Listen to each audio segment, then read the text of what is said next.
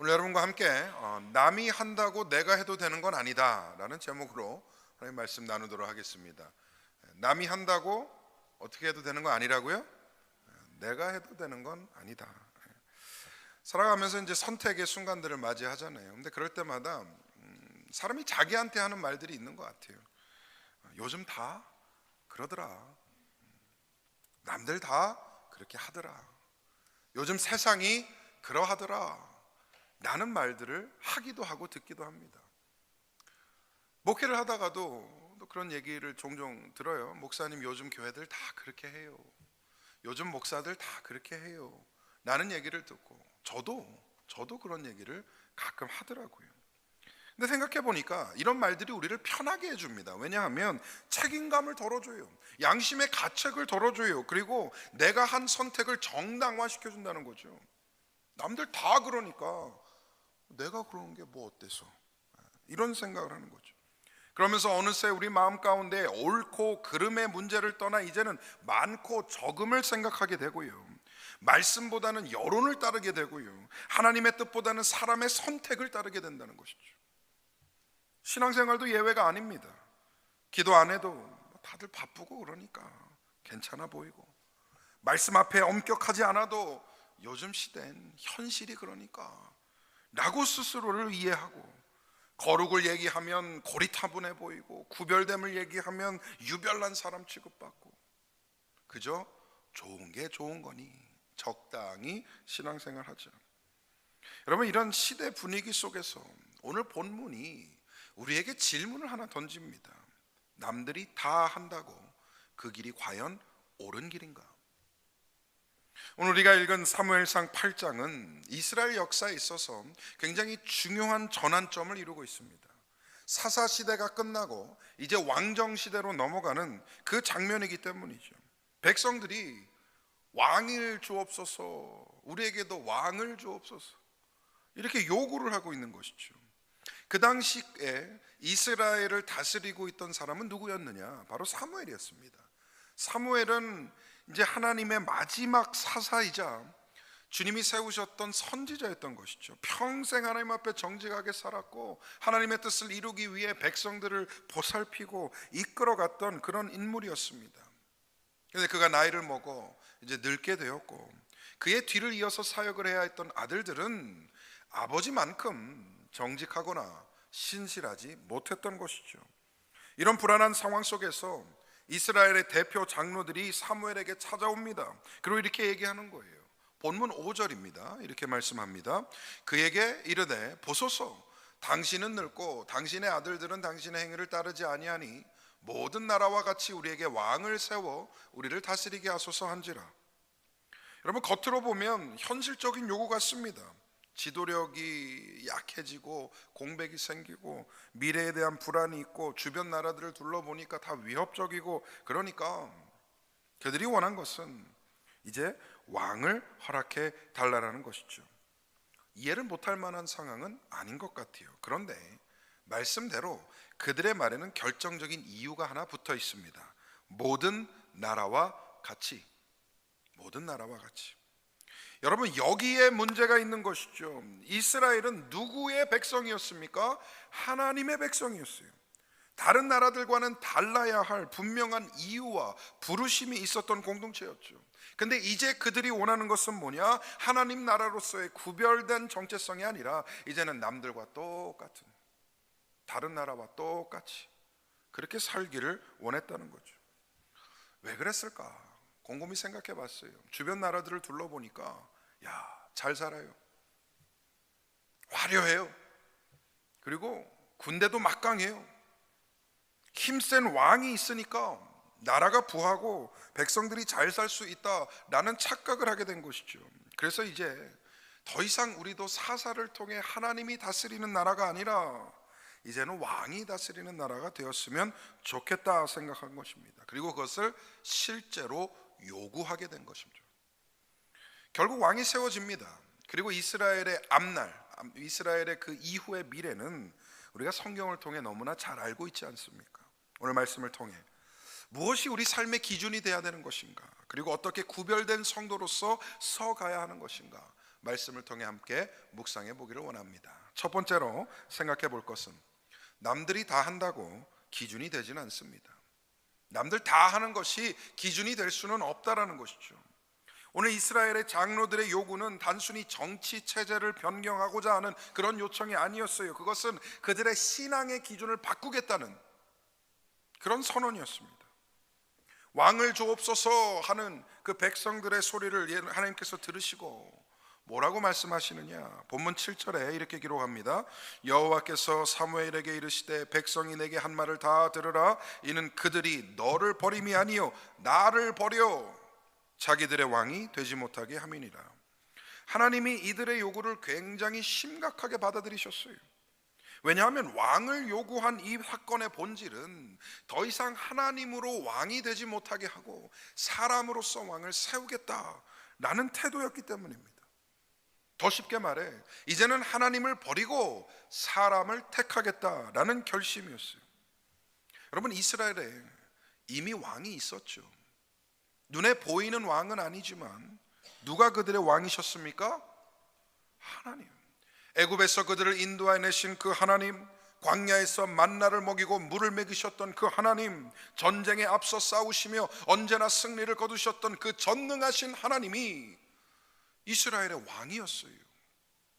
그런데 백성들이 더 이상 만족하지 않습니다. 왜? 부러우니까. 주변 나라들이 부러우니까.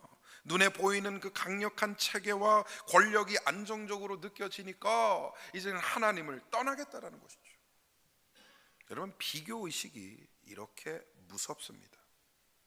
비교의식이 정말 엉뚱한 일을 하게 하기도 하고요, 원래는 나답지 않는 일을 이루기도 해요.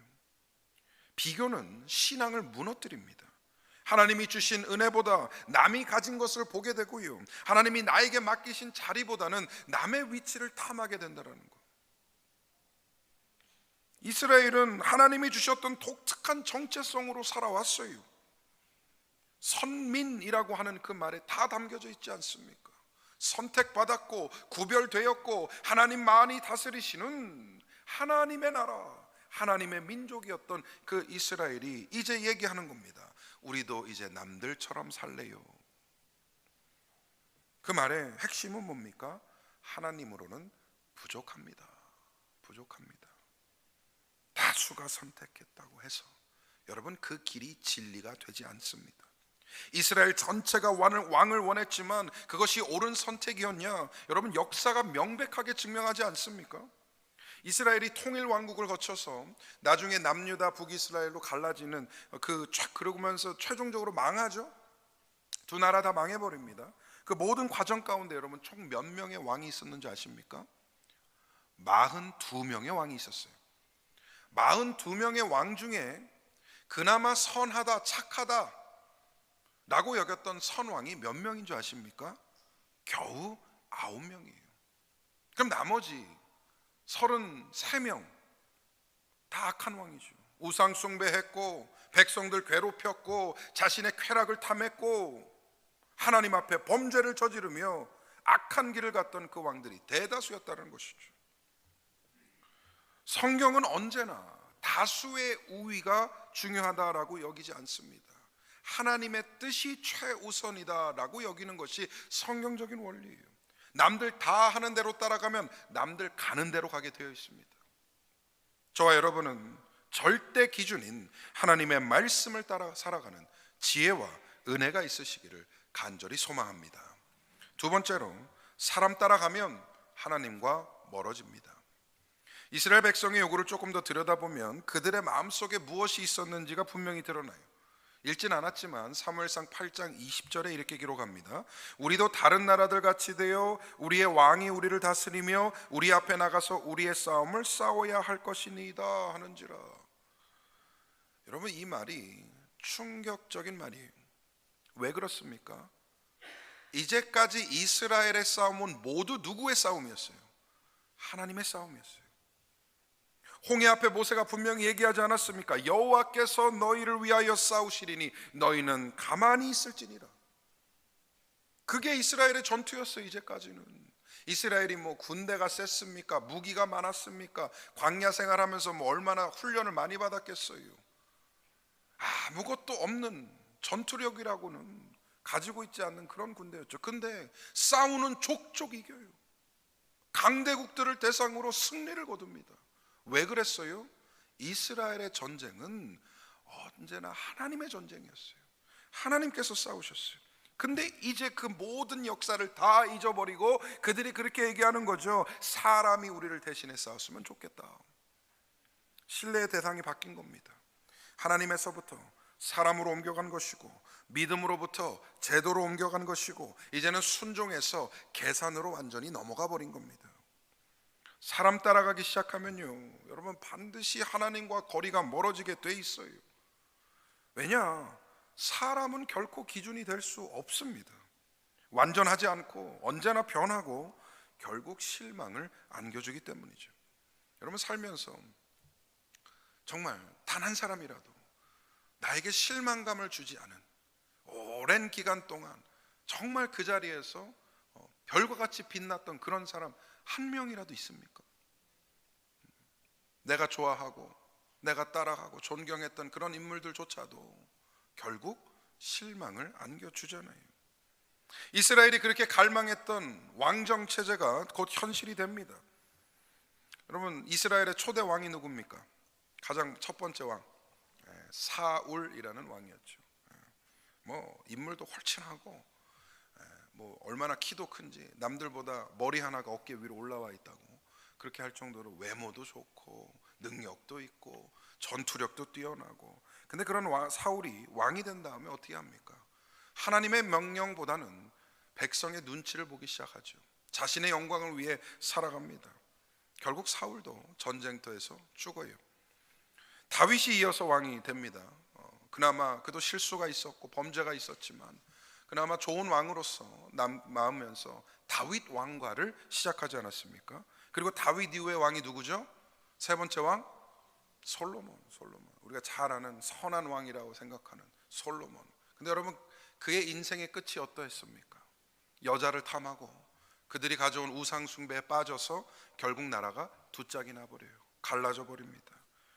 그러면서 이 이스라엘의 길고도 긴 암흑기가 찾아와서 영적으로 타락했던, 이스라엘이 사람을 의지했다가 결국 더 큰 혼란과 고통을 경험하게 됐다는 것이죠.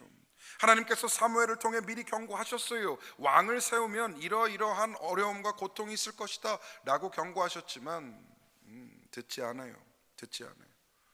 여러분 이것이 사람을 기준 삼을 때 나타나는 인간의 완고함입니다.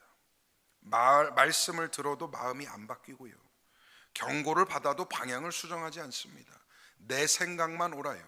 내 기준만 옳아요. 나만 의롭고 나만 정의롭고. 오늘을 살아가는 우리에게도 동일한 위험이 있습니다. 여러분 사람들의 말에 민감해질수록 하나님의 음성에는 둔감해져요. 우리의 현실을 잘 돌아봐야 합니다. 우리의 신앙에 중요한 결정을 할 조차도 그런 생각을 하고 있지 않은가? 저 사람은 어떻게 했지? 딴 사람들은 어떻게 결정했지? 다른 교회들은 어떻게 하지? 이런 생각들이 있다는 것이죠. 그러면서 기도보다는 조언이 앞서고 말씀보다는 분위기가 기준이 될 때가 있어요. 세상에서 신앙을 드러내면 손해볼까 두렵고, 자녀 교육도 보니까 여러분 하나님의 뜻보다 믿음의 성취보다 세상적인 성공이 그런 기준이 되더라고요. 그렇게 조금씩 사람 의지하다 보면 어느 순간 이런 마음까지 듭니다. 하나님 없어도 살만한데, 신앙생활 안 해도 괜찮은데, 교회 안 가도 불편하지 않은데, 그 지점이 하나님과 가장 멀어진 거리예요. 하나님을 대신해 사람을 붙들기 시작할 때 신앙은 조용히 힘을 잃어갑니다. 저와 여러분은 하나님만 붙드시기를 축복합니다. 세상의 흐름대로 살지 말고 성경의 가르침대로 살아가는 귀한 백성들 다 되시기를 주님의 이름으로 축복합니다. 세 번째로 마지막입니다. 남들처럼이 아니라 성도답게 살아야 합니다. 남들처럼이 아니라 성도답게 살아야 돼요. 여러분 하나님이 왜 이스라엘을 택하셨죠? 왜 그들을 선민으로 삼으셨죠? 그들이 다른 민족들보다 뛰어나서? 그들이 숫자가 많아서? 그들이 힘이 남들보다 강해서? 전혀 아니죠. 하나님은 예정과 섭리라고 하는 그 신비 가운데에 그들을 구별된 백성으로 부르셨고 세상과는 다르게 살도록 하나님의 나라의 가치를 드러내는 그런 공동체로 세우셨어요. 애초에 부르심의 목적이 그러하였습니다. 그러면 질문해 볼게요. 하나님은 왜 여러분을 택하시고 성도로 삼으셨을까요? 뭐가 뛰어나서? 마음이 더 남들보다 간절하고 영적이고 경건하고 거룩해서? 이유를 알 수가 없어요. 저도 이 질문 해봤어요. 설교 준비하면서. 하나님 왜 나를 부르셨고 왜 나를 구원하셨고 왜 이 시대의 목사로서 살아가게 하십니까? 그 이유가 뭡니까? 라는 질문을 해보는데요, 아무리 고민해도 답이 없어요. 답이 없어요. 아마 논리적이고 합리적이고 누군가 다 이해할 수 있는 그런 이유나 명분을 대라고 하면 여기 계신 분 아무도 대답 못할 겁니다. 근데 여러분 잘 들으세요. 그게 은혜예요. 그게 하나님의 은혜예요. 나는 알 수 없지만, 나는 자격이 없지만, 왜인지 모르지만 하나님은 나를 택하셨고 나를 성도 삼으셨고 자녀 삼아 주셨다. 그러면서 세상과 다르게 살도록, 하나님의 백성으로서의 그 정체성과 명예를 지키며 살도록 나를 부르셨는데, 그것이 그 부르심의 목적인데, 이스라엘은 그 부르심이 이미 부담스러워진 겁니다. 선민처럼이 아니라 남들처럼 살고 싶어 했던 것이죠. 그게 행복한 건 줄 알았고 남부럽지 않은 삶이라 그런 생각이 들었습니다. 하나님의 통치를 벗어나면 자유로울 수 있다, 우리 마음대로 살 수 있다, 우리들만의 왕국을 세울 수 있다라고 꿈꾸었습니다. 여러분 신앙생활 하면서 비슷한 유혹을 받게 됩니다. 적당히 타락하면 재밌게 살 것 같죠. 적당히 타협하면 더 많은 것을 가질 수 있을 것 같죠. 적당히 덜 신실하면 남들을 이길 수 있을 것 같고, 여러분 이런 유혹들이 우리 안에 수시로 올라옵니다. 신앙의 원칙을 지키면 손해보는 것 같잖아요. 거룩을 선택하면 언제나 뒤처지는 것 같잖아요. 근데 성경이 분명히 말씀합니다. 여러분 한번 따라서 하실까요? 너희는 이 세대를 본받지 말고, 성경이 말씀하는 거예요. 남들처럼 살지 말고 성도답게 살아라. 이것이 성경의 메시지입니다. 우리는 그 부르심 앞에 순종하며 믿음의 길로 가기로 결단한 사람들이에요. 그러니까 신앙생활 하잖아요. 그러니까 예배 나와서 하나님 찬양하고 말씀 듣지 않습니까? 그렇다면 성도답게 살아야죠. 이제 와서 남들처럼 살려는 건 뭡니까? 그건 거꾸로 가는 거잖아요. 역행하는 거잖아요. 우리 이미 결단한 사람들 아니에요? 예수 만나서 그 은혜 감사해서 성도로 살아가기로 결정했고 그 신앙생활을 위해서 달려가고 있는 사람들 아닙니까? 근데 왜 이제 와서 남들처럼 살려는 거죠? 부름받은 성도는 세상과 다른 삶을 사는 사람들이에요. 남들이 정직하지 않을 때 정직을 택하고, 남들이 거룩을 버릴 때 우리는 거룩을 붙드는 사람들이죠. 남들은 타협할 때 우리는 말씀 앞에 스스로를 멈춰 세울 줄 아는 사람들입니다. 남들처럼 사는 삶이 편해 보이지만 결국 방향을 잃게 합니다. 성도답게 사는 인생은 좁아 보이지만 그 길 끝에는 하나님이 예비하신 기쁨과 면류관이 있는 줄 믿습니다. 혹여라도 신앙생활 하면서 굳이 이렇게까지 살아야 되나? 이렇게까지 믿음 지키고 힘들게 해야 되나? 스스로를 이렇게 어렵게 만들어야 되나? 라는 생각이 들으시다면 성경의 답에 귀를 기울여 보시기 바랍니다. 왜 우리가 그렇게 살아야 하는지 성경이 분명히 말씀해 줍니다. 베드로전서 2장 9절 말씀, 우리 한번 한 목소리로 함께 봉독합니다. 시작. 그러나 너희는 택하신 족속이요 왕같은 제사장들이요 거룩한 나라요 그의 소유가 된 백성이니 이는 너희를 어두운 데서 불러내어 그의 기이한 빛에 들어가게 하신 이의 아름다운 덕을 선포하게 하려 하심이라. 아멘. 여러분 한 사람 한 사람 택하신 족속인 줄 믿습니다. 왕같은 제사장인 줄 믿습니다. 거룩한 나라요 하나님의 소유된 백성인 줄 믿습니다. 만일 여러분이 그 사망의 어두움에서부터 나를 건져내시사 예수 그리스도의 그 구원의 빛으로 이끌어 주신 그 하나님의 사랑과 은혜가 조금이라도 감격스럽고 감동스럽다면 남들처럼 살지 말고 성도답게 사시기를 바랍니다. 이제 말씀 맺겠습니다. 오늘 본문은 우리에게 분명한 질문을 던지고 있어요. 여러분은 무엇을 기준으로 살아가십니까? 사람입니까? 세상의 흐름입니까? 아니면 하나님입니까? 이스라엘은 모든 나라처럼 살고 싶어 했고 그 선택은 하나님을 왕의 자리에서 끌어내려 사람을 세우는 결과를 낳게 되었습니다. 하나님은 비록 그들의 요구를 들어주시고 허용하셨지만 그 선택의 결과는 이스라엘이 오롯이 감당해야 했습니다. 오늘 우리도 선택의 길에 서 있습니다. 남들이 다 한다고 그것 따라갈 것인가, 아니면 하나님의 말씀을 기준으로 삼을 것인가. 이 시간 저와 여러분의 새로운 고백이 일어나기를 소망합니다. 주님만이 나의 왕이십니다. 사람이 아니라 주님의 통치 아래 살아가게 하소서. 이 외침이 우리 가운데 일어나기를 축복합니다. 교회 안에서도요, 여러분, 남들 그런다고 내가 그래도 되는 거 아닙니다. 딴 사람들도 예배 시간 다 늦으니까 뭐 나도 괜찮겠지. 남들도 다 대충 사역하니까 나 정도는 안 해도 되겠지. 남들도 헌신 안 하니까 뭐 난 안 해도 되겠지. 누굴 비난하고 뒷담화하고 하는 건 다 하는 거니까 나도 해도 되겠지 라고 생각해요. 또 잘 보니까 뭐 기도도 별로 안 하고 말씀 공부하는 사람도 별로 없는 것 같은데 에휴, 나는 안 해도 되겠지. 여러분, 믿음은 다수의 모습이 기준이 아니라 하나님과 내가 어떠한 관계를 맺고 있는가, 그게 기준이 돼야 된다는 것이죠. 왜 그렇습니까? 하나님은요, 다른 사람들이 어떻게 하고 있는지 관심 없으세요. 하나님의 관심은 내가 어떻게 하고 있느냐예요. 저는 우리 교회가 다 같이 그저 그런 모습으로 하향 평준화돼 가는 그런 교회가 되지 않고 곳곳에서 보석과 같은 성도들이 일어나기를 축복합니다. 남들 다 그럴지라도 나는 믿음 지키리라. 남들 다 그럭저럭 할지라도 나는 주님 앞에 열심을 내리라 하는 보석과 같은 성도들이 곳곳에서 일어나 이 공동체를 세우고 이끌어가며 하나님의 영광을 드러내는 아름다운 교회 되기를 주님의 이름으로 간절히 축원합니다.